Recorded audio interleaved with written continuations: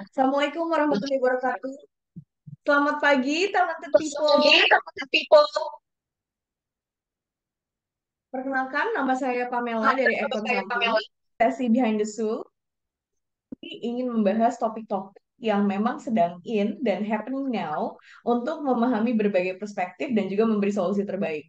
Jadi kalau di kesempatan kali ini, saya merasa sangat terhormat karena kita akan mendengarkan pengalaman dan pengetahuan dari seorang tamu istimewa yang sangat berpengalaman di dunia perbankan syariah. Beliau adalah sosok yang telah mendedikasikan 2 dekade hidupnya untuk membangun dan mengembangkan talenta-talenta terbaik di PT Bank NTB Syariah.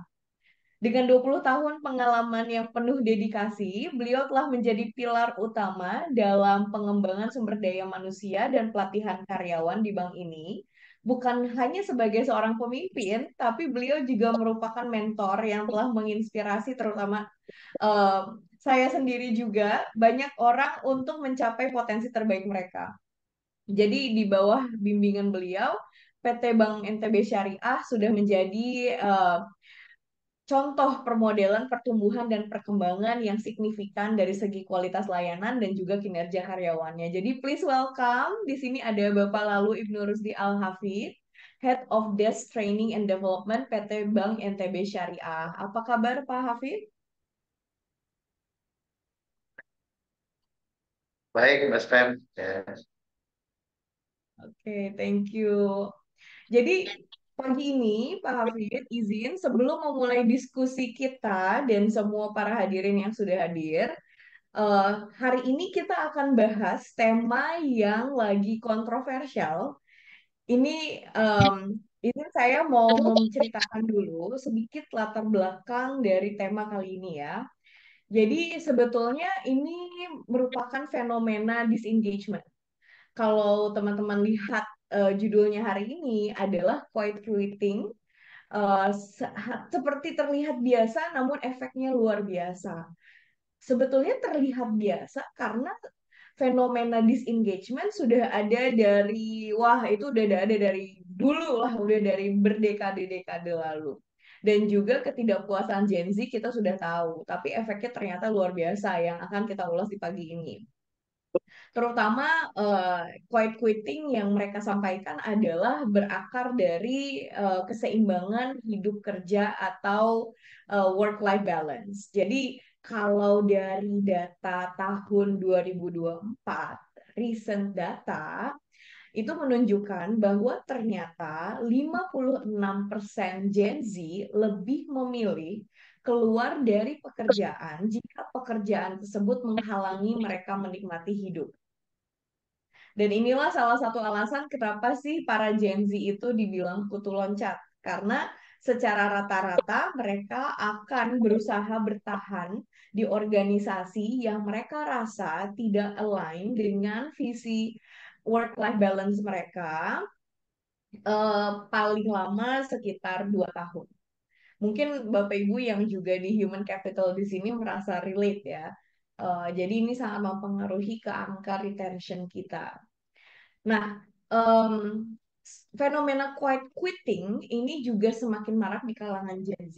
Jadi quiet quitting itu adalah ketika karyawan hanya bekerja sesuai dengan tugas yang diberikan tanpa usaha ekstra. Sebetulnya bahasanya dulu sih kalau kita generasi sebelumnya ya you're just 9 to 5 ya. Datang pagi, kemudian udah nungguin jam kapan pulang gitu ya. Atau udah tenggo pulangnya, udah langsung jam 5 udah pengen buru-buru pulang. Nah, menariknya em, surveinya itu menunjukkan bahwa dari recent research bahwa 55% Gen Z di Indonesia memilih quiet quitting jika mereka merasa terbebani atau tidak dihargai.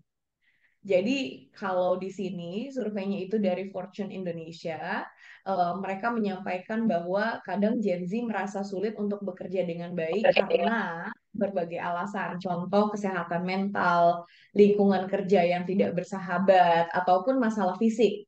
Jadi lebih dari seperempat mereka itu biasanya berusia 18 sampai 24 tahun, sudah mulai menjadi mayoritas populasi di organisasi-organisasi kita. Dan mereka melaporkan bahwa kesehatan mental berdampak besar pada kemampuan mereka untuk tampil di tempat kerja. Nah, mungkin untuk lebih jelasnya, mendengar point of view Gen Z yang pro dengan work-life balance dan bagaimana dampak kepada dunia kerjanya, dan juga ada POV lain, ada point of view lain juga yang menyampaikan bagaimana seharusnya bekerja. Mari kita sama-sama simak video viral berikut ini, oke? Silahkan, Acel. Nih buat kalian yang masih hidup buat kerja, semua waktu kalian, energi kalian, effort kalian itu bener-bener buat kerja doang, sampai lembur-lembur bahkan gak dibayar pun kalian tetap mau lembur. Lo dengerin baik-baik ya. Kantor lo itu gak akan sepeduli itu sama lo. Kalau lo sakit atau lo ya sampai itu paling cuma ditengokin. Alhamdulillah kalau manajemennya ikutan nengokin, ngelayat gitu ya. Tapi mostly itu cuma ngirim bunga doang, dan gue adalah saksi langsung kejadian itu. Di kantor gue ada karyawan yang udah belasan tahun ya kerja di kantor itu. Dia udah dipindahin ke beberapa cabang, udah dipindahin ke beberapa posisi, udah sempet dipromosikan juga kayak gitu. Tapi memang kondisi kesehatannya itu tidak baik gitu ya. Emang dari awal itu dia punya penyakit asam lambung yang lumayan parah, kemudian dia juga punya mental health issue, yaitu anxiety. Gangguan anxiety-nya dia tuh udah yang parah banget kayak gitu. Sampai akhirnya per 2023, I think semuanya itu mulai sangat-sangat affected ke diri dia. Dari keadaan fisiknya, keadaan mentalnya juga itu semuanya memburuk. Semakin lama keadaannya juga semakin memburuk, dan akhirnya kantor pasti tentu ngasih uang tunjangan gitu ya dari kantornya sendiri, kemudian dari kolega-koleganya di kantor gitu ya. Kita juga urunan ada uang layatan dan segala macam gitu ya, apalagi karena anaknya dia juga masih kecil gitu ya. Kemudian istrinya dia, sedengeran gue, itu dipekerjakan lagi di kantor gue gitu, jadi diberikan kesempatan untuk menyambung hidup keluarganya. Beliau itu memang tidak dikuburkan di Jakarta ya, jadi dia di beda pulau, tapi teman-teman kita yang dari kantor cabang yang di pulau tersebut ya, di kampung halamannya dia itu menjenguk.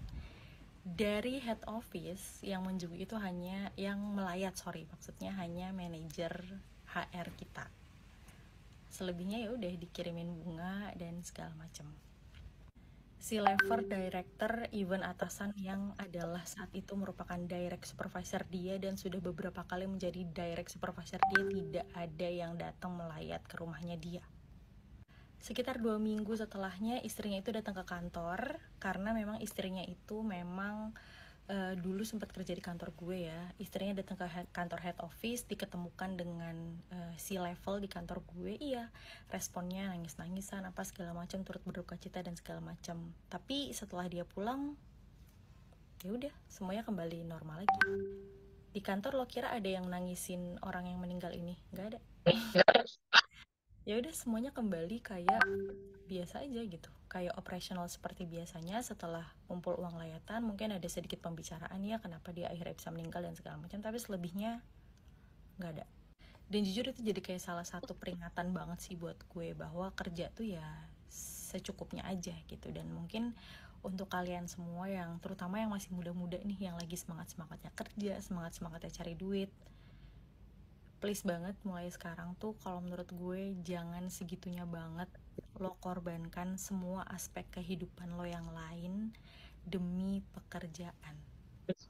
Punya proyeksi terhadap karir lo, terhadap masa depan lo, itu boleh banget dan wajar banget untuk dijadikan motivasi lo bekerja juga. Tapi jangan sampai lo tuh benar-benar tidak punya hal lain yang bisa lo hargai selain pekerjaan lo, karena lo sudah menghabiskan waktu dan energi lo terlalu banyak ke pekerjaan, sehingga lo tidak bisa lagi mengalokasikan itu waktu dan pekerjaan lo itu untuk let's say maintain hubungan sosial dengan orang-orang di sekitar lo, let's say menjalankan hobi lo, menjalankan apa yang lo suka gitu, menikmati apa yang lo suka kayak gitu.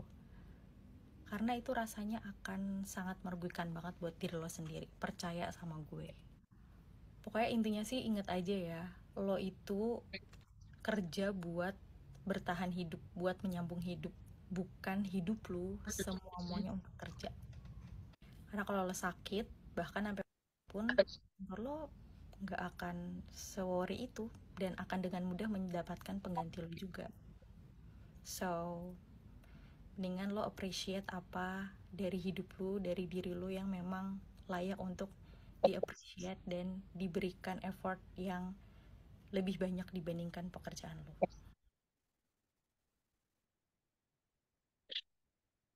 Ini buat So, ada tren baru, gue nggak tahu gue setuju atau gue support ini, tapi ya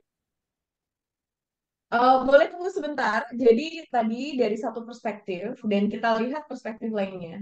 Silahkan aja. itu namanya quiet quitting. Ini gara-gara kalian Gen Z, ini tuh lagi viral, dan ini kebalikannya persis sama hustle culture.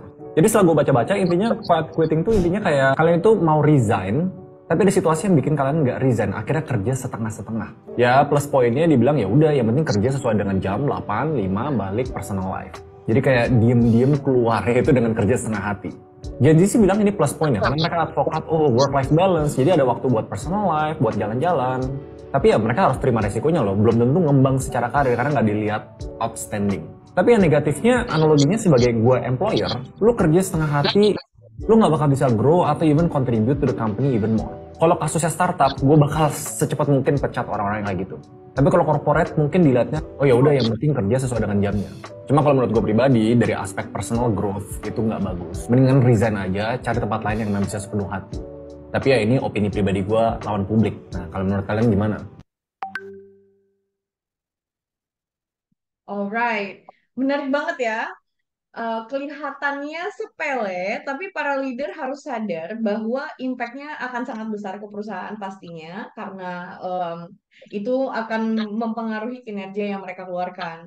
Jadi kalau izin aku rangkum sedikit dua point of view ini, dua POV ini, di mana ada pendapat kalau sebagai karyawan tuh harus engage dengan perusahaan agar bisa perform dan belajar banyak, seperti yang terakhir tadi.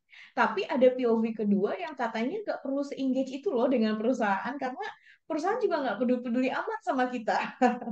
Nah, kalau dari Pak Hafid sendiri menanggapi video tadi itu seperti apa? Karena saya penasaran POV Bapak yang sudah memiliki pengalaman luar biasa di bidang SDM. Bismillahirrahmanirrahim. Assalamualaikum warahmatullahi wabarakatuh. Terima kasih Mbak Ben. Kita lihat tadi fenomena dua hal yang kontradiktif, ya. Satu yang tadi disampaikan bagaimana dia kontra terhadap apa yang disebut sekarang fenomena quiet quitting. Ya, kata lain dari hustle culture. Ya. Nah, di sisi lain yang kita juga yang terakhir, bagaimana quiet quitting ini merugikan pihak perusahaan atau employers. Jadi insya Allah eh, menurut kita sih ini bukan soal benar atau tidak, tetapi ini cocok atau tidak dengan diri kita, ya. Khususnya di mana perusahaan kita berada. Mungkin demikian dulu, ya. Nah, Itu menarik banget ya. Sebetulnya, wow, I didn't expect that statement. Maksudnya cocok dengan diri kita itu gimana ya, Pak? iya, jadi karena kan kita lihat ini sebenarnya hal yang lama, tetapi juga menjadi fenomena baru, khususnya juga kita lihat asal usul lah ya, dari mana istilah quiet quitting ini yang kita dengar terakhir belakangan dari di Tiongkok ya. Ada istilah thanking ya, kemudian itu menjadi sebenarnya menyusul terus kemudian Jepang dan yang berkembang terakhir di Amerika ya, di Amerika. Mereka tidak berhenti bekerja tetapi kerja seadanya ya, kerja minimal ya, terus keadaannya tetapi bisa menikmati hidup. Kalau kita lihat sebenarnya ini terjadi di antitesis dari hasil culture, bahwa hidup itu bisa sukses kalau kita bekerja keras, kemudian budaya lingkungan yang memang mengejar materi, ya. Sehingga semua apalagi seperti Jepang yang produktivitasnya tinggi, Cina juga yang belakangan sudah mulai memperhitungkan kinerja yang sangat tinggi, lebih-lebih di negara-negara industri. Sehingga ini mirip seperti fenomena lama yang misalnya di Perancis ya, tenaga kerja tahun 1926 misalnya di kereta api. Kemudian terjadi juga misalnya gelombang tahun 60-an ya, di laser generation, ya, bahwa kita perlu berleha-leha, bersantai. Sehingga ini menjadi sebenarnya pilihan, pilihan dari mana kacamata mana kita memandang.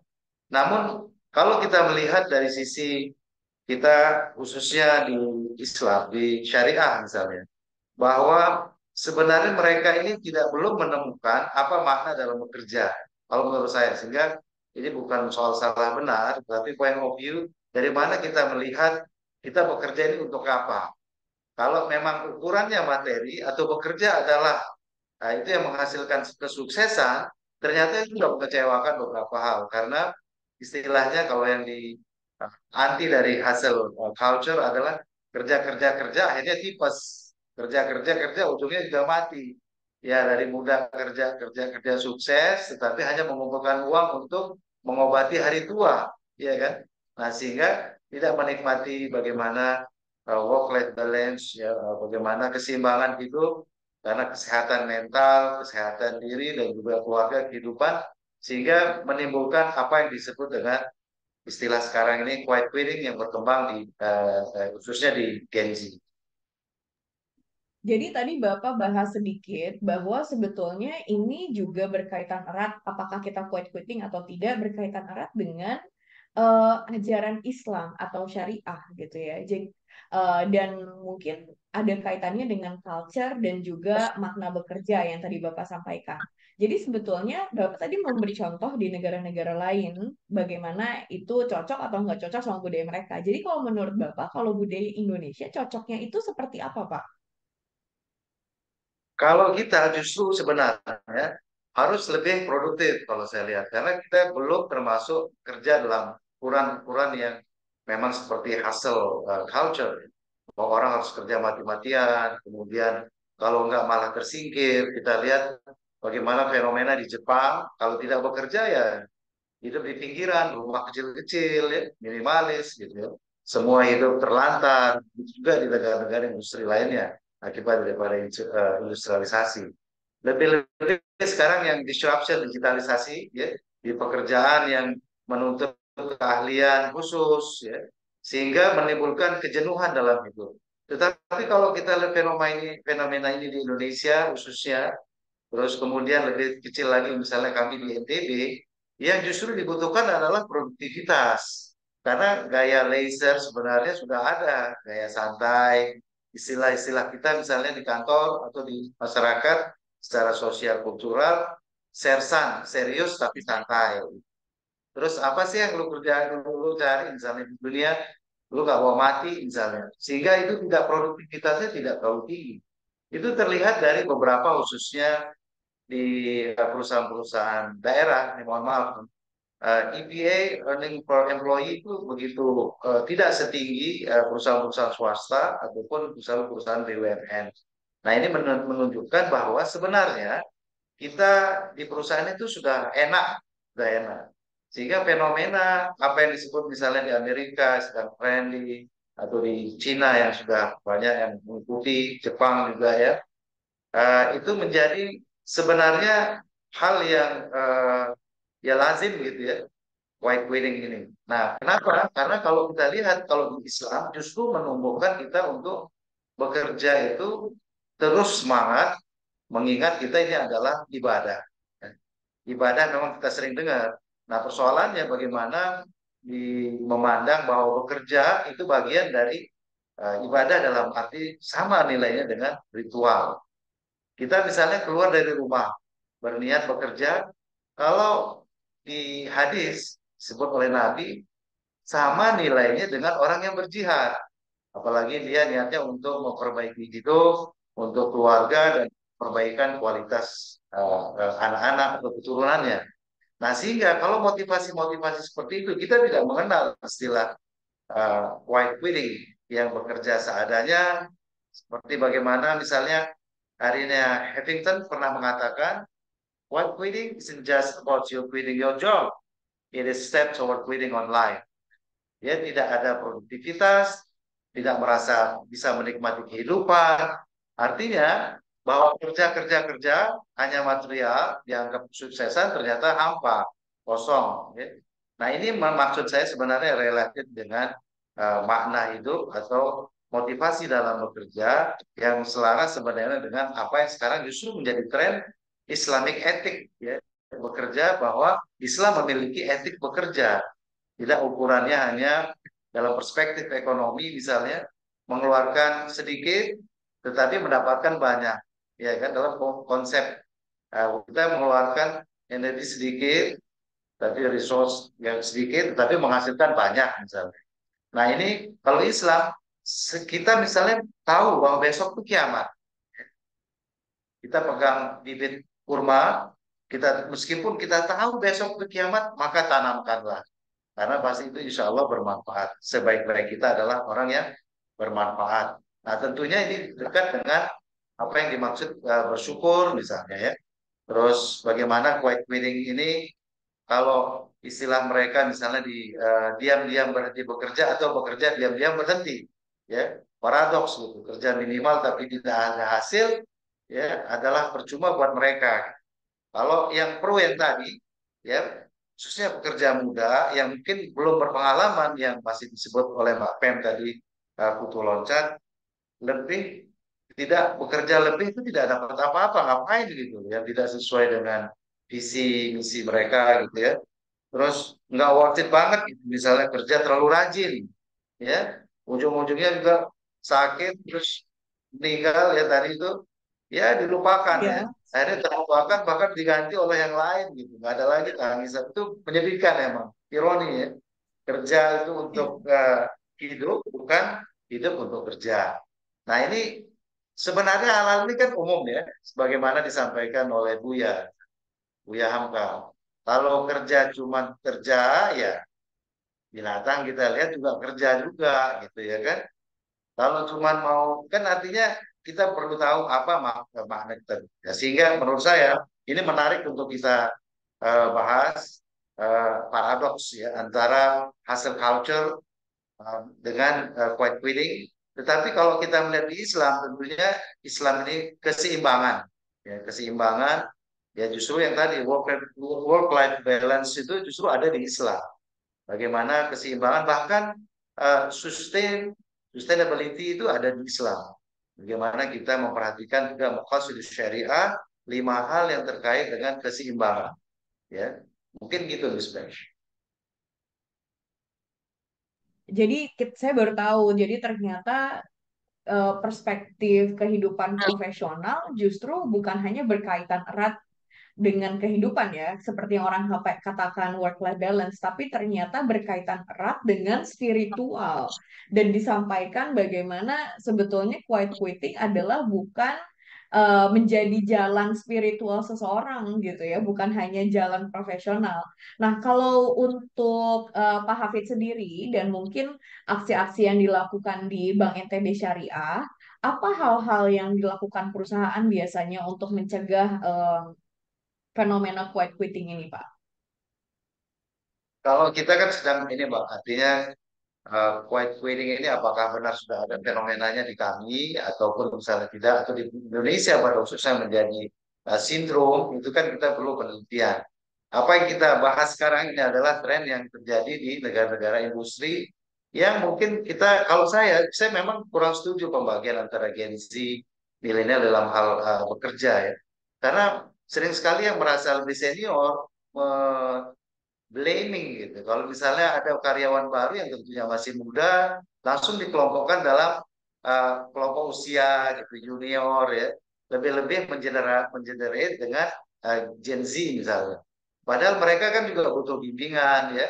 Memang sebagaimana kami dulu misalnya memandang eh, tahun 2000 itu adalah tahun robot misalnya ya. Teknologi akan begini begitu. Wih, kita sempat ketakutan gimana yang menghadapi tahun 2000 ya pergantian milenial. Tetapi ternyata biasa saja, tidak ada yang misalnya yang tergeser oleh tidak seperti yang ditakutkan bahwa digitalize menggantikan peran manusia. Nah, kami melihatnya justru kalau kami bagaimana ini menghargai appreciate karyawan untuk lebih engage ya, sehingga tidak terjadi hanya bekerja seadanya. Ini yang menjadi justru tantangan. Etos kita dalam bekerja, motivasi khususnya teman-teman yang misalnya masih muda yang baru, justru perlu dibimbing bagaimana kita bekerja bukan masalah lembur atau appreciate ya atau yang lain, tapi ini memberikan kontribusi yang lebih sehingga kita bisa menjadi orang yang sebaik-baiknya adalah yang memberikan manfaat tentunya. Karena kalau kita lihat fenomena ini, Mbak ya, saya sedikit ya, sebenarnya jangan sampai ini menjadi alasan memang untuk bermalas-malasan atau menghindari misalnya ya stres, padahal dia memang stres. Karena intinya sebenarnya pengelolaan spiritual conditionnya yang tidak kuat atau lemah. Sehingga bagaimana misalnya di Jepang, fenomena karoshi misalnya, kelelahan karena bekerja akhirnya mati, gitu. Bahkan meninggal di perusahaan, ya menjadi sebuah apa namanya istilah yang menakutkan. Tidak bekerja karoshi, kelelahan bekerja, dan itu menjadi dampak. Kita tahu bagaimana etos kerjanya orang Jepang. Nah, sementara di kita butuh justru energi-energi bagaimana kita lebih menunjukkan bekerja itu adalah ibadah yang menyenangkan, menyenangkan di perusahaan sebagai tempat ibadah, bukan saja di masjid-masjid, tetapi juga di tempat kerja. Um, jadi boleh mungkin Pak Hafid share beberapa implementasi atau inovasi yang dilakukan Bank NTB Syariah untuk mencegah ini terjadi gitu atau ini dijadikan sebagai excuse oleh karyawan. Kalau kami sih, misalnya kita kan sedang membangun nih Pak, ya. Artinya kembali lagi eh, ciri-ciri dari white winning misalnya yang sering-sering tampak ya. Misalnya ada beberapa tadi contoh. Satu pertama menolak diberikan pekerjaan tambahan. Kedua misalnya dia akan membatasi diri atau tertutup.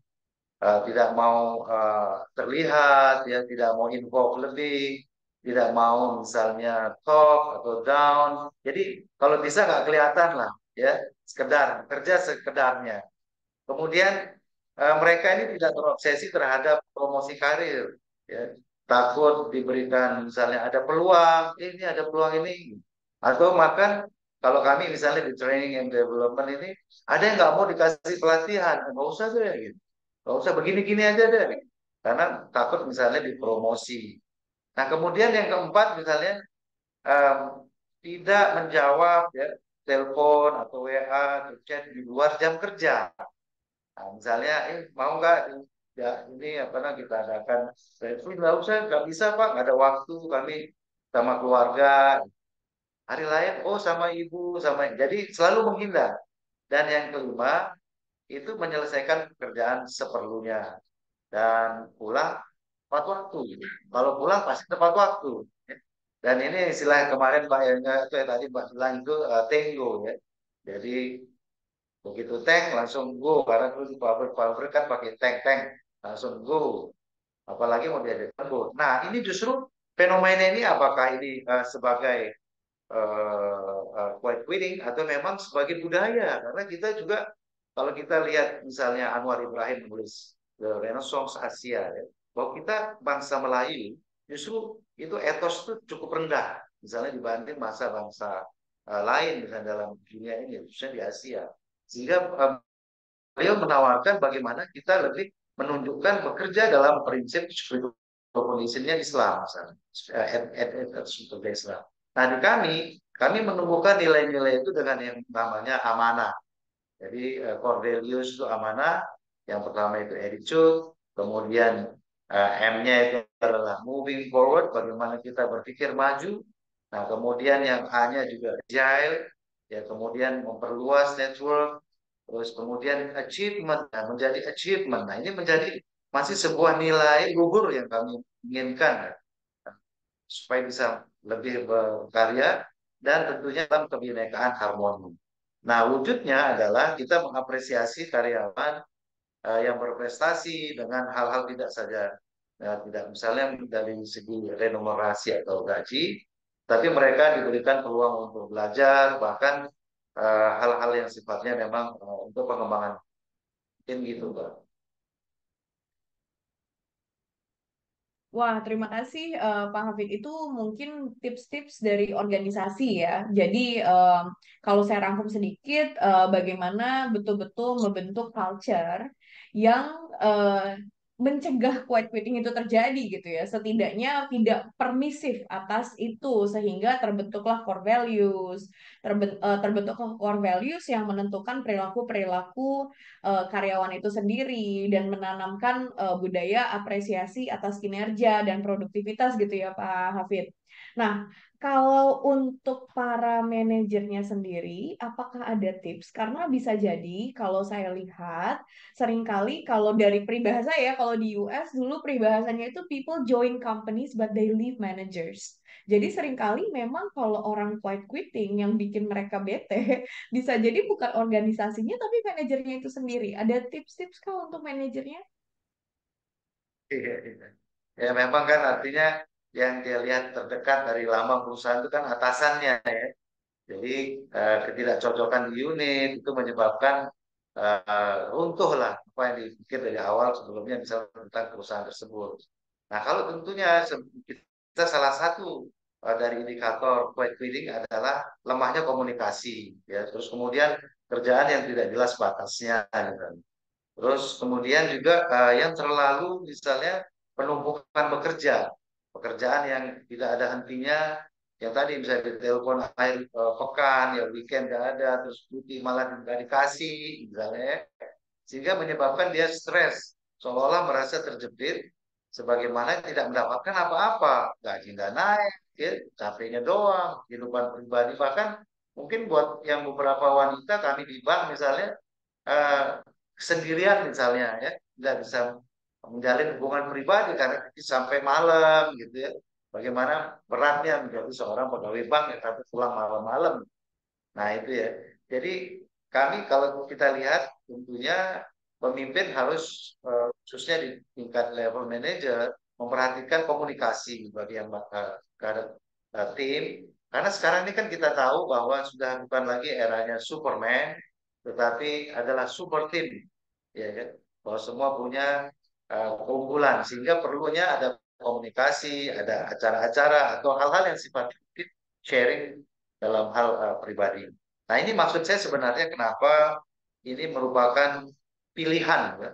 Pilihan white wedding ini bisa menjadi pilihan juga, termasuk juga hasil culture menjadi pilihan. Nah kita harus bijaksana, ya, karena sedikit mungkin kalau dalam kaidah, kaidah kita mungkin kalau bicara teori-teori banyak ya. Tetapi dalam kaidah fikih itu dikenal dengan dinamis al-muhafadah. Jadi kalau istilahnya continuous improvement itu sudah dirumuskan 1000 tahun lebih. Al-muhafadatu 'ala al-qadr salih wal akhdhu bil jadidil aslah. Mempertahankan pola lama yang baik dan mengambil pola baru yang lebih baik. Jadi hal-hal yang harus terus kita continue dan ini erat kaitannya dengan culture. Perusahaan-perusahaan yang lama, bertahan lama, bahkan ratusan tahun, itu di Jepang bukan karena misalnya kinerja, artinya dalam ansih dan achievement, tapi bagaimana perusahaan-perusahaan tersebut membangun budaya. Atau Bushido misalnya punya misi-misi yang khusus. Sehingga mereka bekerja ke kantor itu sebagaimana yang sampaikan sebelumnya, itu seperti di tempat ibadah. Ya, jadi menikmati betul. Nah tentunya untuk menghindari itu yang tadi, tidak ada penumpukan, batas kerja yang jelas, ya. Tentunya tidak terbatas juga dengan job desk, ya. Dan kita tahu misalnya perlu orang istirahat, tentunya kalau di kita ada undang-undang cuti misalnya, atau sekarang bahkan bagus dari manusiawi. Untuk wanita, eh, kami dengar bahwa yang baru ini undang-undang cuti melahirkan itu 6 bulan, 3 bulan sebelum dan 3 bulan sesudah. Dan ini justru kan bagus untuk di tempat kerja, khususnya untuk kaum ibu, sehingga bisa punya waktu untuk mempersiapkan kelahiran anak dan menyusui ketika sudah lahir. Jadi kalau kami sih komunikasi ditingkatkan, ya. Terus kemudian saatnya sekarang ini bukan lagi Superman, ya seorang manajer menjadi bossy, tetapi support team. Dan ini tentu perlu teknik yang lebih dalam, komunikasi. Terus ada sharing session, ada waktu-waktu bersama, dan yang paling penting tadi kita memiliki spiritual ya. Ya ini lebih lebih tinggi ya, sifatnya dibanding misalnya teori-teori atau pencapaian-pencapaian sifatnya materialistik. Pak Hafid sendiri ada mungkin cerita pribadi kah dalam menangani karyawan yang kayaknya udah mulai disengage, kemudian bagaimana Pak Hafid mungkin memutar persepsi mereka gitu? How did you do it? Kalau secara pribadi sih mungkin enggak ya, tapi kita bersama loh. Mungkin malah ke pribadi Hmm. saya ya. Bahwa di tengah misalnya kita bekerja, rutinitas, kita dulunya merindukan bekerja, punya kerjaan gitu ya. Karena kalau nggak punya kerjaan kan kosong. Tapi ketika kita punya kerjaan malah pengen kapan kita santrinya gitu. Nah, saya bukan melihat orang, tapi melihat memotivasi diri kita, mungkin masing-masing diri sendiri lah. Bagaimana kita mencari apa sih nilai-nilai kita bekerja ini, sehingga memberikan makna bahwa kita bisa hidup saja hari ini sudah merupakan hal yang luar biasa. Yang tentunya kita dihidupkan ini untuk sesuatu yang bermakna. Kalau kita lihat yang sudah lewat kemarin menjadi kenangan, ya, yang kita harapkan belum tentu terjadi, tetapi untuk menentukan yang besok ini adalah tergantung hari ini. Sehingga kalau saya menurut saya siapapun itu, khususnya kita diri sendiri, ya, perlu memotivasi diri, ya, memotivasi diri sehingga oh ini loh maknanya. Sebagaimana misalnya apa yang kami dapat misalnya, menurut saya ESQ itu memberikan pandangan yang luar biasa, tidak menyelesaikan misalnya gunung es yang hanya tampak di luar, tapi lebih ke dalam. Bahkan di bawah subconscious ya, jadi lebih lebih di bawah alam sadar lagi, di bawah alam sadar, lebih ke dalam lagi. Bahkan sesuatu yang menjadi pertanyaan inti, ya kita ini untuk apa, dari mana, yang mau ke mana. Dan bila kita menemukan itu dalam setiap hal, itu menjadi sesuatu yang energi ya, energi. Ya, karena kita pun misalnya sebagai apakah sebagai bawahan ataupun atasan, apakah kecil atau besar, pasti mengalami naik turun itu. Karena ini juga kaitannya erat dengan keyakinan ya. Nah, seorang orang yang besar, orang-orang yang punya engage tinggi misalnya, tidak saja perusahaan, ya, mereka punya visi yang besar dan tentunya cobaannya juga berat, naik turun, bagaimana roller coaster, naik turun. Nah, sekarang bagaimana? Nah, kita memotivasi. Kalau kita tahu sudah itu dan untuk diri, tentunya kita bisa memotivasi yang lain. Mungkin begitu, Mbak. Jadi dari obrolan kita tadi, kita bisa melihat bahwa sebetulnya it's not about generational difference. Ini bukan tentang generasi. Ini sebetulnya fenomena yang sudah ada dari dulu dan mungkin yang terpenting juga kami belajar jadinya nih dari Pak Hafid bahwa it's not about being a bad employee. Ini juga bukan terkait bahwa memang karyawan-karyawan itu buruk gitu, tapi lebih kepada pentingnya kita untuk merefleksikan diri atas sebetulnya budaya perusahaan apa yang saat ini sedang kita bangun. Dan apakah kita sudah menerapkan itu kepada karyawannya. Dan yang kedua adalah, again, it's not about bad employees, but maybe it's about us being a bad manager. Kita yang menjadi manajer yang buruk atau mungkin sebagai leader yang buruk gitu ya, yang belum betul-betul mengenali kebutuhan para karyawannya di tim kita. Nah, jadi kalau menurut saya sangat menarik tadi mendengar perspektif dari Pak Hafid sebagai seorang leader juga. Boleh kita lihat talent DNA-nya. Jadi kalau talent DNA bagi Bapak Ibu di sini yang belum tahu, talent DNA ini adalah life tools untuk menggali kecenderungan bagaimana kita berpikir, bertindak, merasa, dan bisa memprediksi kinerja. Kita juga bisa menentukan bagaimana leaders ini akan bertindak dan mengaksikan sesuatu. Jadi kalau kita lihat dari Pak Hafid di sini, mohon izin nomor satunya itu adalah visionary. Jadi jauh ke depan gitu ya. Penglihatannya jauh ke depan, tapi di satu sisi juga mereferensikan apa yang sudah terjadi di masa lampau dengan kontekstualnya. dan juga self confident. Jadi maju ke depan, percaya akan apa yang dilakukan dan seiring berjalannya aksi-aksinya sambil berpikir dan juga sambil melihat inovasi apa yang bisa dilakukan sambil juga terus belajar. Jadi kalau menurut saya memang Pak Hafid ini orang yang sangat dinamis gitu. Seiring berjalannya aja sambil berpikir dan sambil berinovasi dan menerapkan hal-hal baru dan makanya kita jadi tahu gitu ya kenapa Pak Hafid punya POV ini. Nah, kalau untuk Pak Hafid sendiri sebagai seorang leader juga, seberapa menurut Pak Hafid penting bagi Pak Hafid sebagai leader untuk mengetahui talenta diri dan juga talenta karyawan? Sangat penting, Pak. Jadi sangat penting mengetahui talent, tidak saja dari sisi kompetensi atau intelektualnya, tetapi juga dalam meliputi secara general, khususnya seperti ini talent DNA ini. Karena saya lihat talent DNA ini cukup lengkap ya. Apa yang membangun drive, bagaimana hubungan itu dengan orang lain gitu ya, apa yang aktifnya misalnya gitu.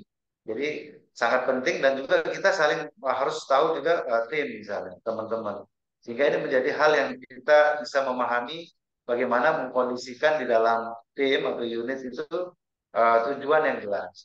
Kita tidak hanya misalnya oh dia begini, ternyata bawahan lainnya memang uh, orangnya misalnya fixer gitu ya, tapi penempatan juga sehingga dicocokkan disesuaikan dengan uh, apa namanya talentnya misalnya gitu. Wah ini saya baru tahu nih, saya ternyata bottom bottom talent saya ini. Nah ini gimana nih Pak Miss Pam? Jadi mungkin bisa dijelaskan ke pemirsa Iya, kaitan jadi dengan top bottom talent talent dan itu bukan kekurangan, tapi bottom talent itu adalah sesuatu yang memang secara natural tidak kita lakukan, secara natural tidak kita pikirkan aja gitu ya. Karena kita tidak sempurna. Jadi kalau kita lihat dari bottom talentnya Pak Hafid, di sini ada goal getter, ada kompetitif. Jadi sebetulnya yang memotivasi Pak Hafid itu bukan atas target atau bukan ingin bersaing. Tapi justru kalau kita lihat dari top talentnya, yang mendorong Pak Hafid sendiri adalah untuk merealisasikan apa yang Pak Hafid sudah bayangkan di masa depan. Dan bagaimana bayangan masa depan itu adalah melalui referensi-referensi dari sejarah dan apa yang sudah terjadi gitu. Jadi malahan motivasinya itu tadi bukan dari target, makanya yang ditanamkan ke timnya adalah lebih terhadap meaning, bagaimana kita bisa lakukan lebih gitu ya. Em, dan sebetulnya ini menarik sekali nih kalau di bottom talentnya Pak Hafid ada caring, ada genuine. Jadi sebetulnya Pak Hafid bukan orang yang berpikir atas rasa. Istilahnya kurang peka gitu ya. Pak Hafid. Tapi yang menjadi dorongan adalah inginnya semua baik-baik saja dengan harmoni. Jadi menjalin hubungannya dengan bagaimana Pak Hafid juga bisa mendevelop tim supaya mereka berkembang dengan maju. Nah, kalau untuk Pak Hafid sendiri, Pak Hafid sudah tahukah memang secara natural bukan orang yang peka? ya, ya mungkin peka tapi nggak peka banget gitu ya. Iya. Jadi biasanya bagaimana Pak Hafid strateginya? Mungkin bagi banyak leader kita, kita semua nggak sempurna gitu ya, which is okay. Gimana caranya untuk Pak Hafid betul-betul menggali apa yang karyawan itu butuhkan? Mungkin Strategi kalau dengan Pak Hafid biasanya. ya, kalau saya sih misalnya kita pada umumnya lah kita aja ngobrol gitu ya. Dan itu menurut saya sudah bentuk caring ya, kepedulian. Termasuk misalnya menanyakan hal-hal yang sifatnya pribadi, keluargaan, misalnya keluarganya gimana atau apa gitu. Jadi itu termasuk dalam kepedulian dan saling mengenal. Ya.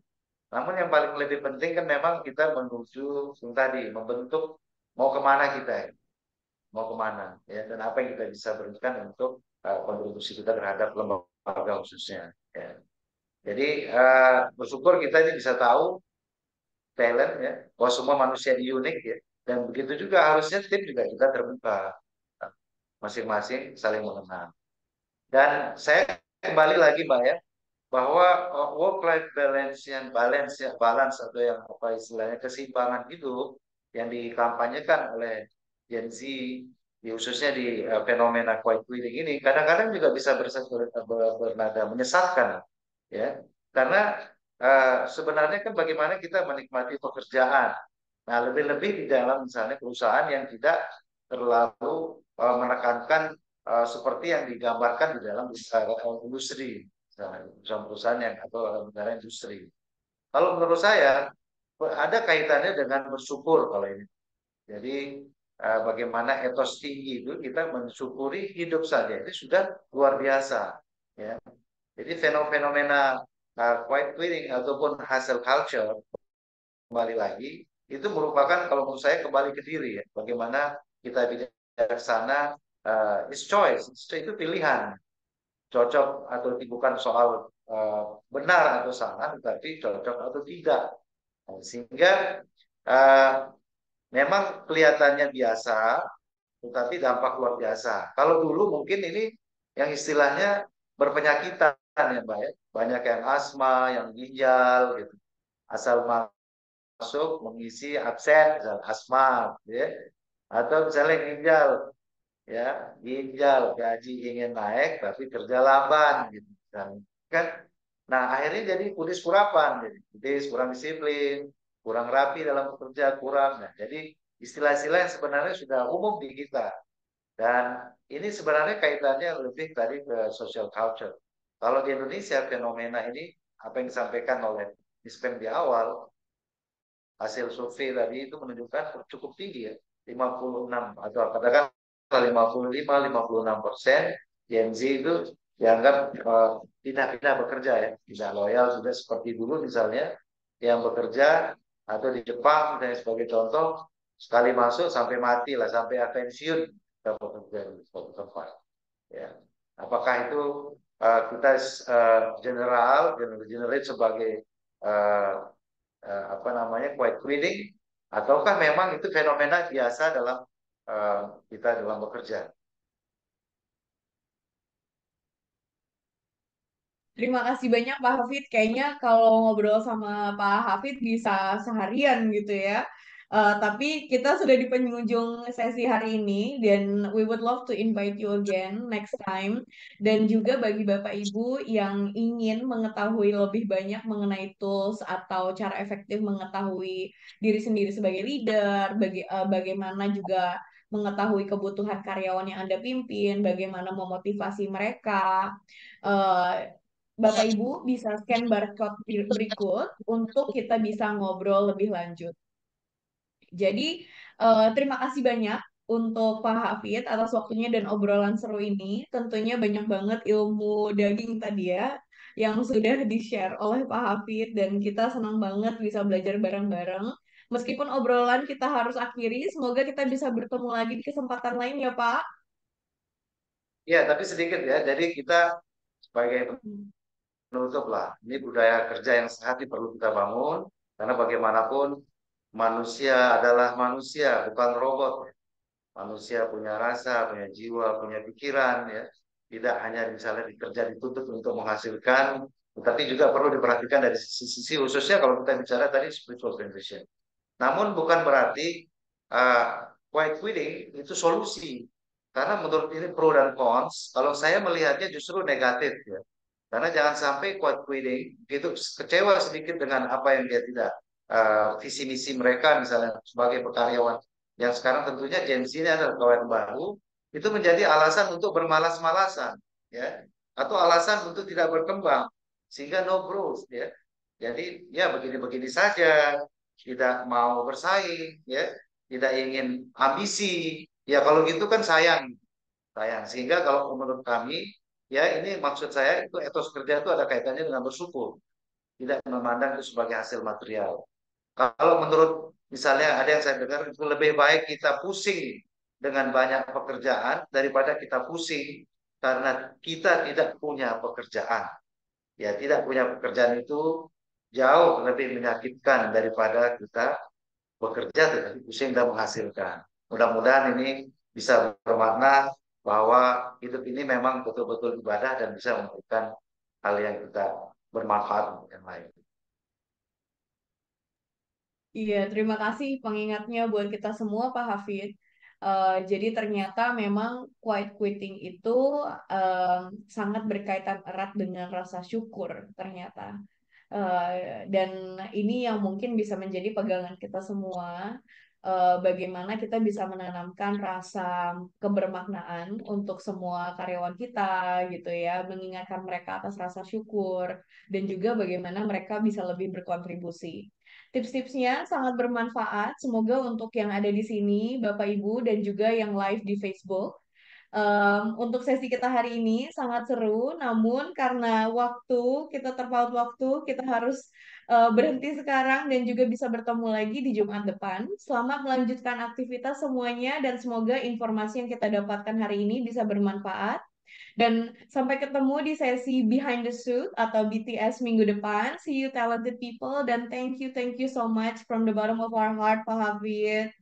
Terima kasih banyak. It's been a very meaningful conversation. Sama-sama nih. Oke, terima kasih Pak. Sampai jumpa kembali. Sampai jumpa kembali Bapak Ibu semua yang ada di Zoom. Assalamualaikum warahmatullahi wabarakatuh. Waalaikumsalam. Waalaikumsalam. Salam Pak Hafid.